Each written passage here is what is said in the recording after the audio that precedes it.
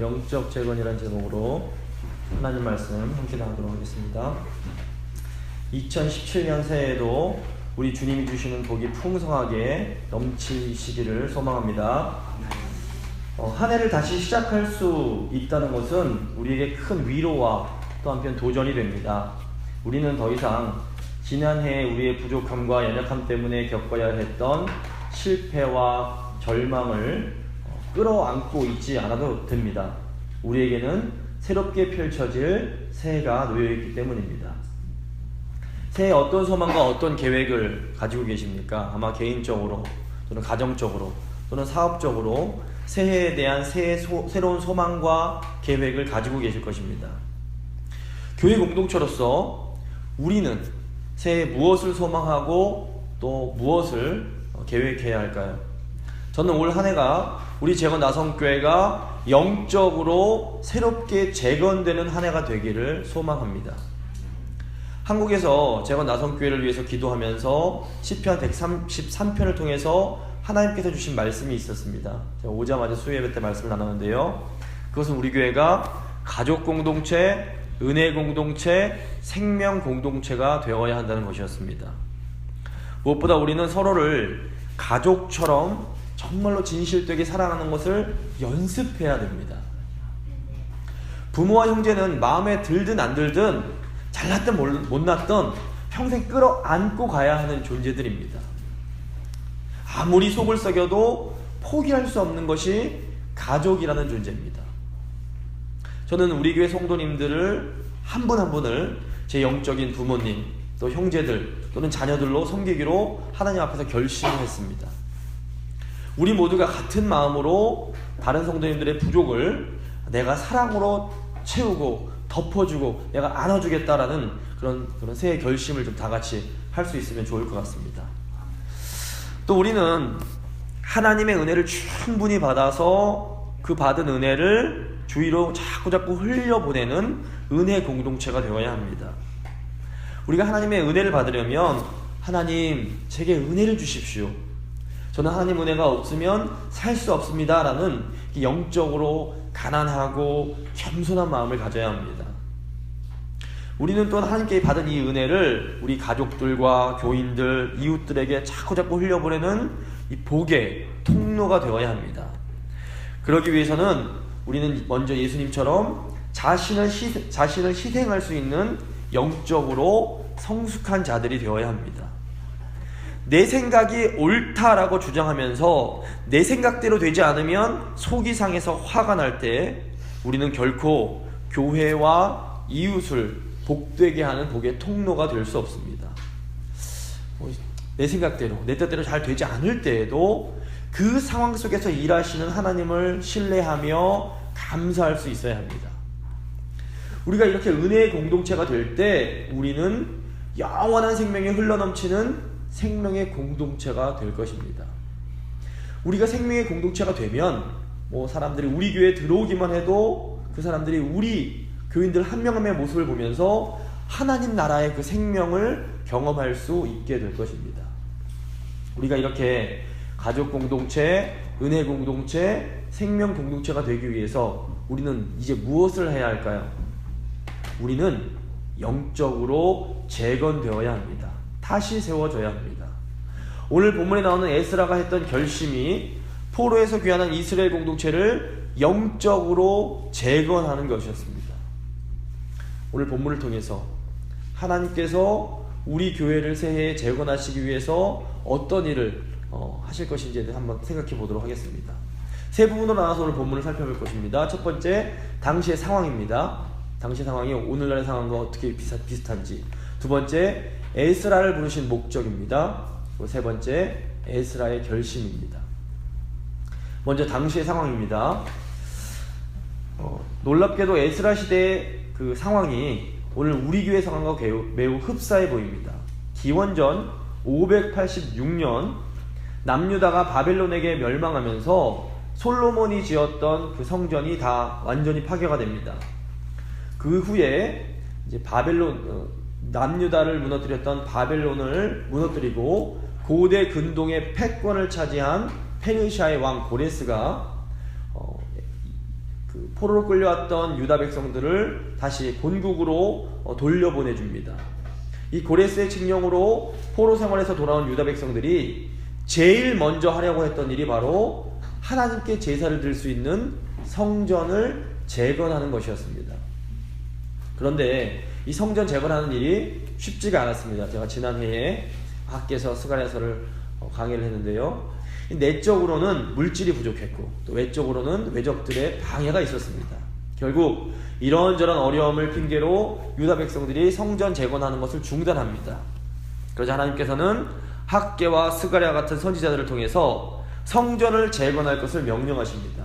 결국 이 유다 백성들이 그 말씀에 순종해서 포로로 끌려간 지 정확하게 70년이 되는 시점인 기원전 516년에 성전을 재건하게 됩니다.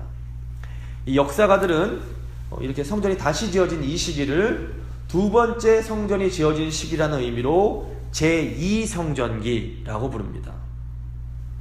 그런데 성전을 다시 지었다고 모든 것이 다 끝난 것은 아니었습니다. 성전을 재건한 사람들은 학개서와 스가랴서에 나오는 이 다윗의 후손 스룹바벨 총독과 여호수아 제사장과 함께 예루살렘으로 돌아왔던 1차 귀환자들이었습니다. 이들은 하나님 말씀에 순종하여 눈에 보이는 성전 건물을 재건했습니다. 하지만 아직 충분하지 못했습니다. 이로부터 약 58년 후인 기원전 458년에 학사이자 제사장인 에스라의 인도로 2차 귀환 행렬이 이제 다시 예루살렘으로 돌아오게 됩니다.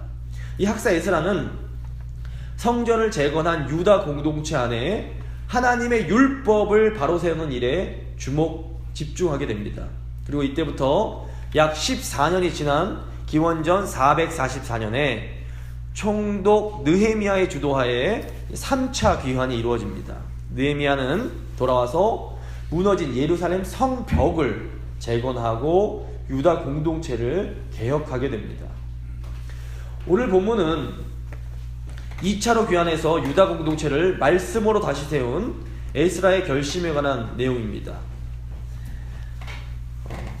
스룹바벨과 여호수아의 인도하에 1차로 귀환했던 유다 백성들이 눈에 보이는 하나님의 성전을 재건했다면, 두 번째로 귀환한 에스라는 유다 공동체가 말씀 안에서 다시 회복될 수 있도록 유다 공동체를 영적으로 재건하게 됩니다. 저는 하나님께서 저를 재건 나석교로 불러주신 목적이 우리 교회에 하나님의 말씀을 공급해서 우리 교회를 영적으로 재건하게 하시기 위한 것이 아닌가라는 생각을 하고 있습니다. 우리 교회는 외적으로 사실 모든 것이 다 준비가 되어 있습니다. 사실 LA에 있는 한인교회 중에서 자기 예배당 건물을 가진 교회가 많지 않다는 것은 저보다 성도님들이 더 잘 알고 계실 것입니다. 그런데 우리 교회는 렌트비 같은 걸 걱정하지 않아도 되는 교회 건물이 있습니다. 모든 외적인 것들이 잘 구비되어 있습니다. 1차 귀환한 유다 백성들이 눈물과 땀을 흘려가면서 성전을 재건했던 것처럼 일찍이 미국으로 오신 우리 신앙의 선배님들께서 이 LA 땅에 교회를 잘 지어두셨습니다. 저는 이제 제가 해야 할 사명이 수많은 땀과 눈물로 세워진 이 교회에 온전한 하나님의 말씀을 공급해서 영적으로 든든히 세워가는 것이 아닐까 생각합니다. 두 번째, 이제 에스라를 부르신 목적입니다. 1절에서 5절 말씀입니다. 저희가 이거 좀 복잡하지만 한번 교독을 해보도록 하겠습니다. 에스라 7장 1절에서 5절까지 말씀입니다. 일 후에 바사왕 아닥사스다가 왕위에 있을 때에 에스라라 하는 자가 있으니라. 그는 스라야의 아들이요 아사랴의 손자요 힐기야의 증손이요 살룸의 현손이요 사독의 5대손이요 아이굽의 6대손이요 아마리아의 7대손이요 아사랴의 8대손이요 무라이ot의 9대손이요 스라리아의 7대손이요 우시엘의 11대손이요 부기의 12대손이요 아비수아의 13대손이요 비느하스의 14대손이요 엘르아살의 15대손이요 대제사장 아론의 16대손이라. 이름이 좀 복잡합니다. 1절에 나오는 여기 일 후에라고 할 때 이 일은 1차로 귀환했던 유다 백성들이 열심히 수고해서 성전을 재건했던 그 일을 말합니다. 에스라는 이렇게 성전이 재건된 지 58년이 지난 시점에 다시 예루살렘으로 돌아오게 됩니다. 1절에서 5절 이름이 복잡하게 나와 있지만 이게 가장 중요한 것은 무엇인가 하면 이 에스라가 레위의 후손으로 모세의 형이던 대제사장 아론의 계보를 잇는 그 제사장 출신이라는 것입니다. 에스라가 제사장 출신이라는 것이 무슨 의미가 있을까요? 사실 제사장은 제사를 드릴 성전이 있을 때에 중요하지 성전이 없으면 제사장은 할 일이 없습니다. 따라서 포로로 끌려갔던 페르시아 땅에서 포로민의 자손으로 태어난 에스라에게는 이 제사장 가문이라는 타이틀이 별로 큰 의미가 없었을 수 있습니다. 도리어 에스라는 생존을 위해서 현실에 적응하면서 열심히 어떤 세상적인 일을 해야 했을지 모릅니다. 하지만 에스라는 그렇게 살지 않았습니다. 지금은 제사장 역할을 할 수 없지만 언젠가는 그 역할을 충실히 감당할 날이 올 거라는 확신을 가지고 제사장으로서의 실력을 키웠습니다. 에스라는 성전이 없었기 때문에 제사 업무를 배우지는 못했지만 제사장 가문에서 보존해왔던 고대 전승과 율법을 연구했습니다. 6절 말씀입니다. 이 에스라가 바벨론에서 올라왔으니 그는 이스라엘의 하나님 여호와께서 주신 모세의 율법에 익숙한 학자로서 그의 하나님 여호와의 도우심을 입음으로 왕에게 구하는 것은 다 받는 자이더니. 에스라는 율법에 익숙해질 정도로 열심히 율법을 연구하고 또 연구했습니다. 성전도 없고 포로민으로 잡혀간 상태에서 율법에 매달리는 것은 어떻게 보면 너무나 비현실적인 삶일지 모릅니다. 하지만 이 에스라가 없었다면 포로기 이후의 유다 공동체는 생각조차 할 수 없을 것입니다. 성전과 성벽이라는 그런 외적인 외형만으로는 신앙 공동체가 온전히 세워질 수 없었기 때문입니다.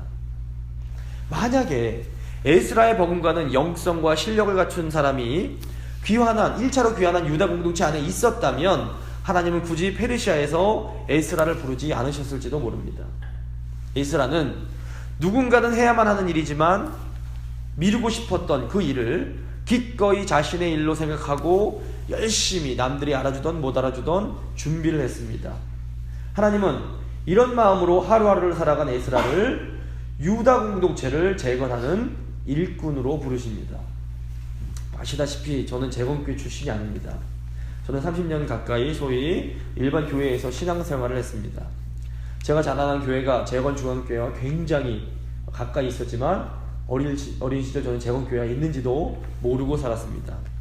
그런데 하나님은 제가 목회자가 되기 위해서 신학교에 들어가면서 교회 사역을 시작할 때 저를 이 재건교회로 인도해 주셨습니다. 재건교회에서 저는 목회를 배웠고 또 재건교회 목사님으로부터 안수를 받았습니다. 만 5년간 재건교회를 섬기는 동안에 재건교회 성도님들께 큰 사랑과 은혜를 받았습니다. 그리고 또 만 5년간 재건교회 성도님들의 사랑과 도움으로 신학교가 있는 양평에서 신학과 성경을 공부하고 가르치는 일에 집중할 수 있는 기회를 얻었습니다. 그리고 때가 되자 하나님은 저를 이곳 재건 나성교회로 불러주셨습니다. 제가 한국에서 우리 교회로 올 준비를 하는 동안 천안에 있는 재건 총회 신학원에 다녔습니다. 양평과 천안을 오가야 했기 때문에 몸은 좀 피곤했지만 그 시간은 저에게 참 행복하고 의미 있는 시간이었습니다.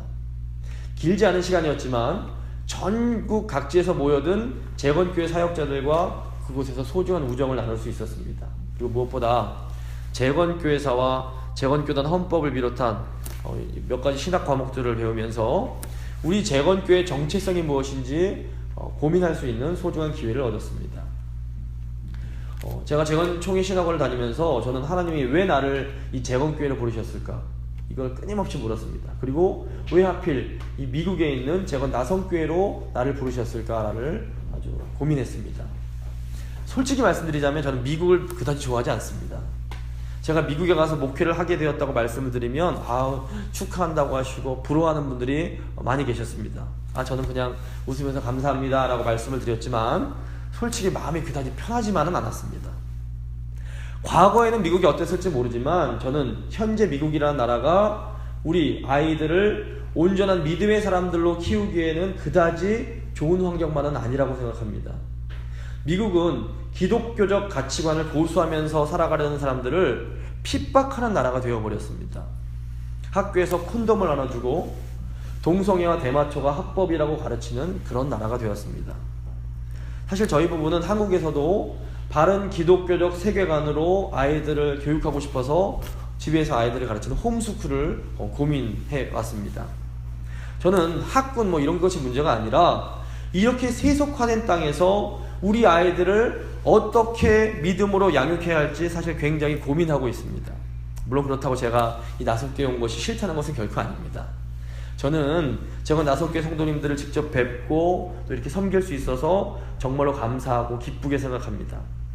저는 어느 곳이든 하나님이 허락하신 자리가 가장 복되고 행복한 자리라고 믿습니다.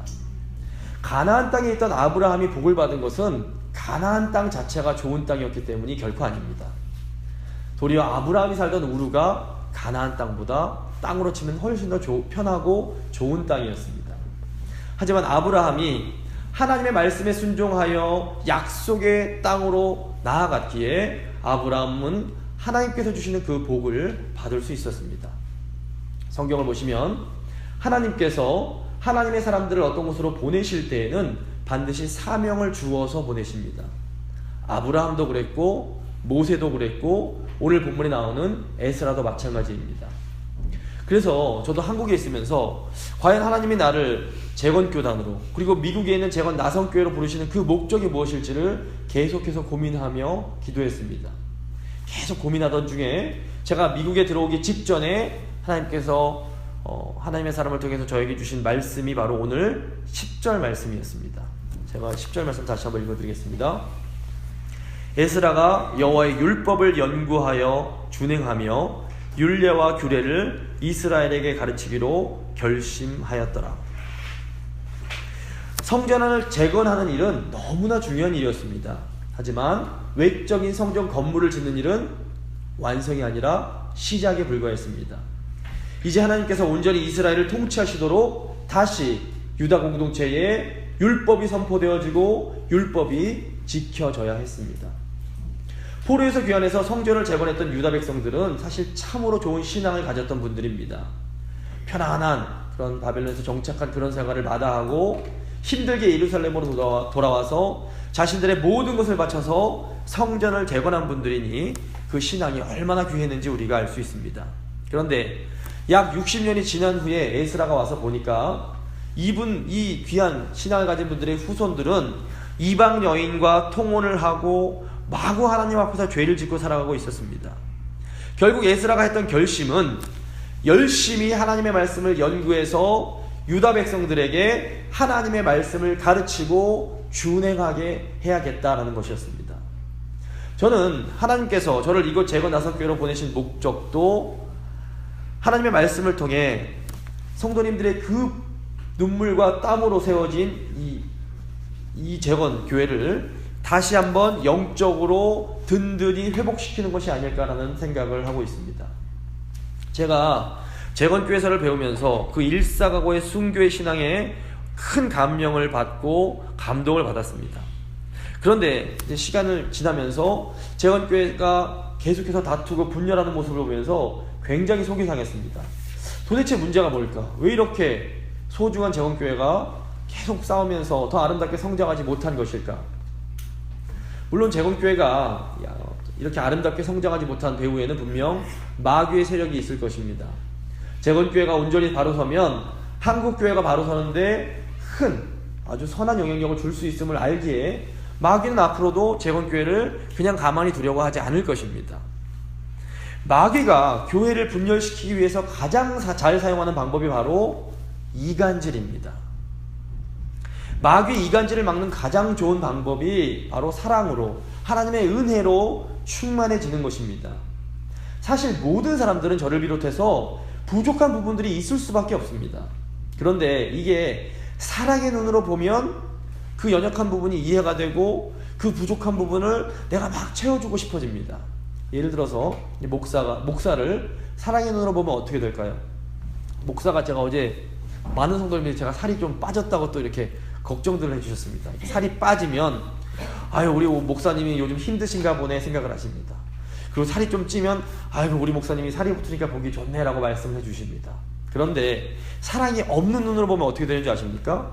목사가 살이 빠지면 아이고, 목사가 살도 없고 덕이 하나도 없어 보이네.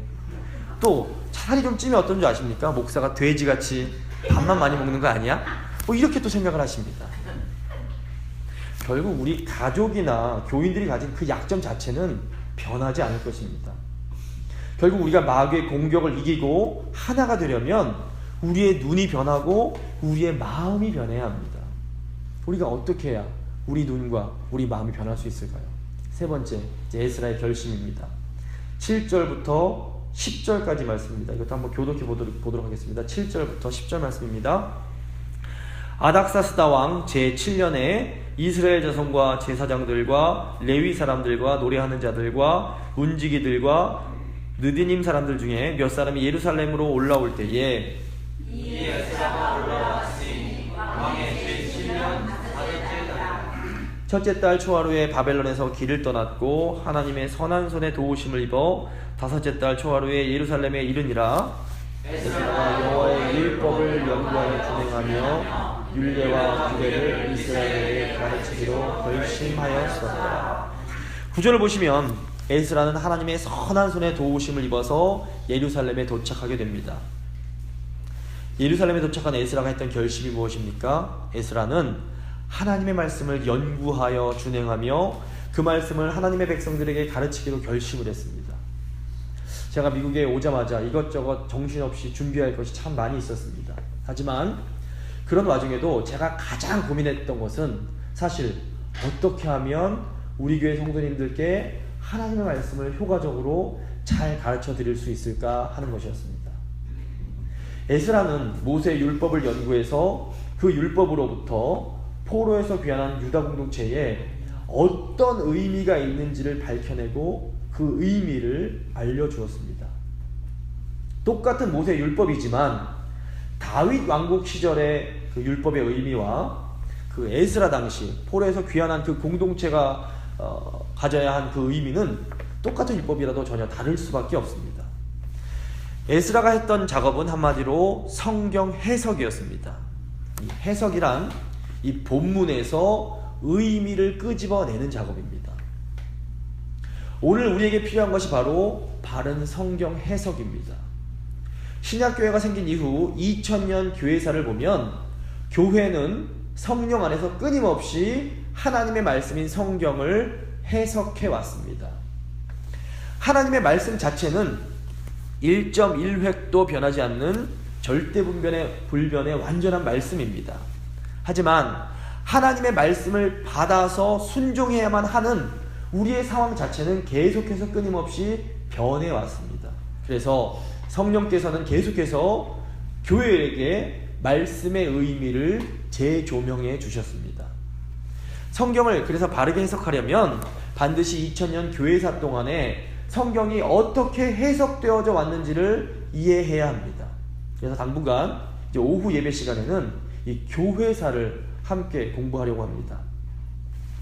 성경을 바르게 해석하려면 바른 신학적 관점이 필요합니다.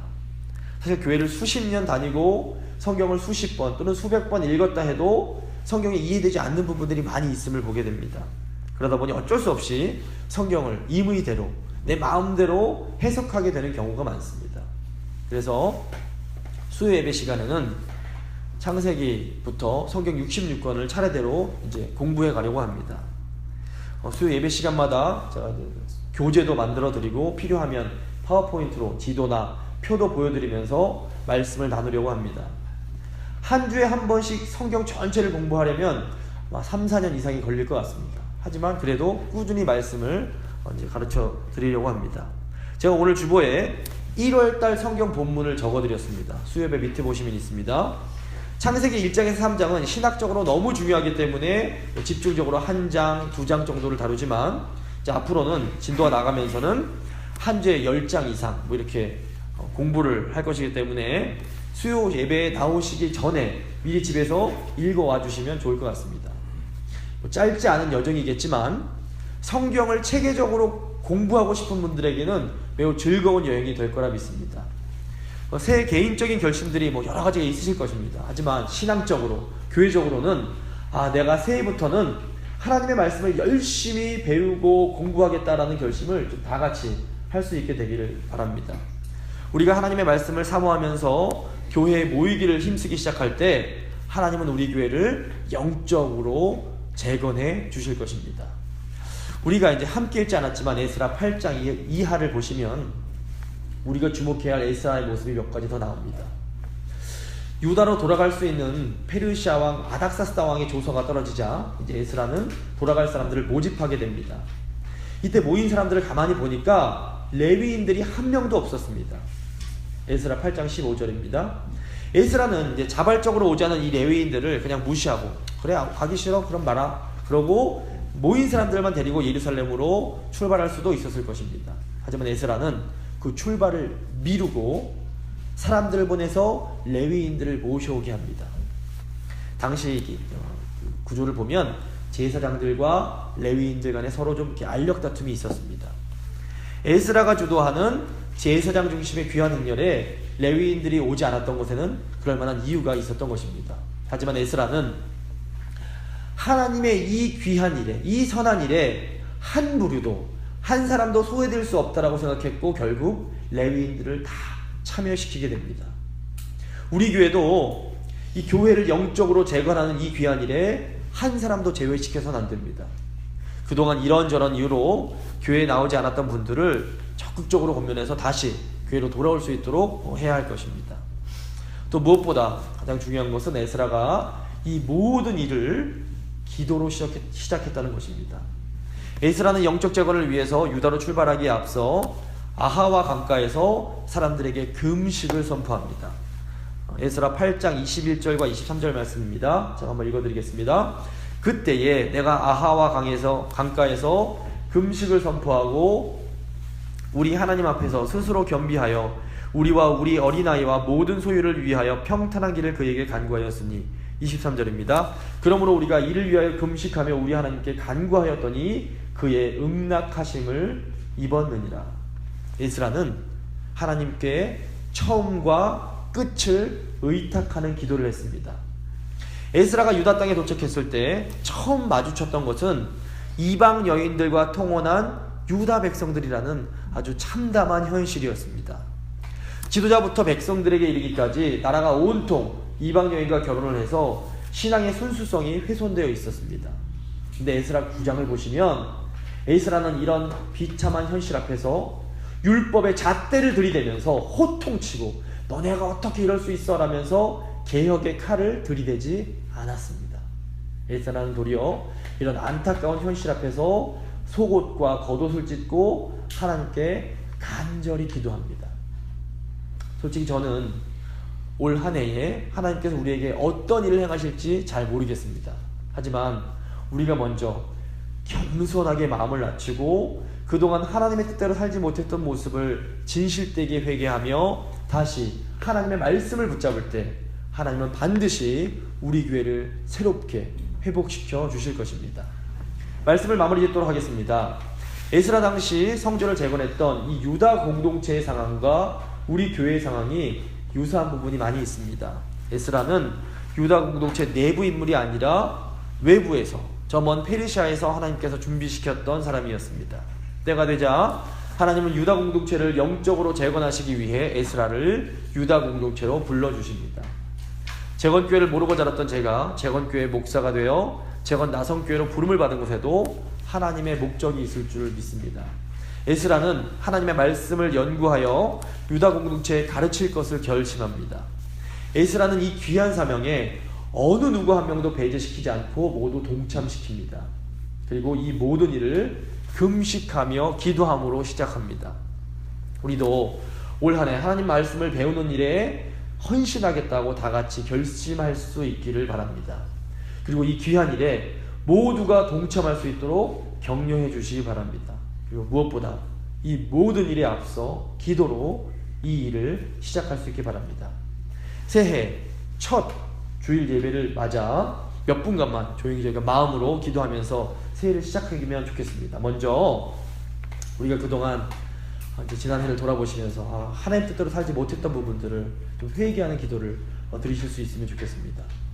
하나님 뜻대로 사랑하지 못하고 용서하지 못했던 모습이 있다면 회개하시고, 또 내 뜻대로 하려고만 했던 그런 부분들이 있다면 회개하면서 새해에는 더욱 사랑하며 살겠다고, 더욱 하나님 뜻을 구하며 살겠다고 함께 기도하겠습니다. 그리고 새해에는 하나님 말씀 배우는 일에 더 헌신하겠다고 결심하면서, 하나님, 제가 말씀을 배울 수 있는 마음과 그 시간과 건강을 허락해 주십시오라고 이 두 가지 제목, 회개하는 기도와 또 힘을 다하는 기도, 한번 한 1, 2분간만 조용히 마음으로 결단하는 기도를 하도록 하겠습니다.